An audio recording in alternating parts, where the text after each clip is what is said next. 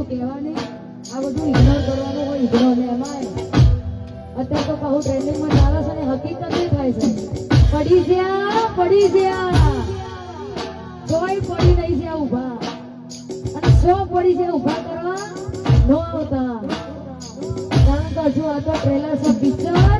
બાકી છે ત્યારે પડી જાય એવી વાતો